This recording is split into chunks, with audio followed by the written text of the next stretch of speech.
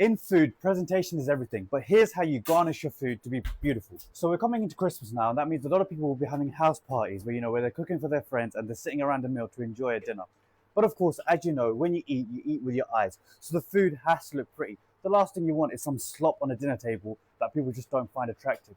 When it comes to garnishing, specifically for Indian food, there's an array of garnishing, but you can use different ones depending on the rules and the curries that you cook to make your food beautiful. So in front of me we have a thali. The reason I've got a thali today is just to show you via an array of curries how to garnish each one and the rules that we follow at Paro. Now let's start with the easiest one, the pickle. You don't need to season the pickle, it's just a condiment. But with the ratta, which is cool and crisp, it's designed to balance out the thali.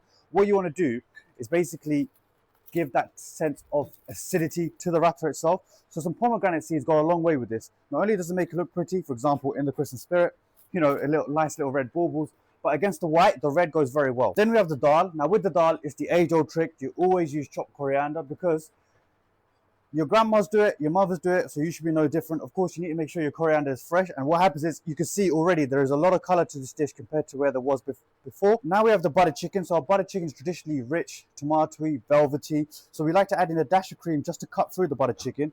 But at the same time, what I like to use is chopped chives. Now chopped chives, essentially, unlike coriander, when you have like a runnier curry or a thicker curry even, they'll sit on top of the curry. Whereas with coriander, it will sink in. Now we've got lamb rogan.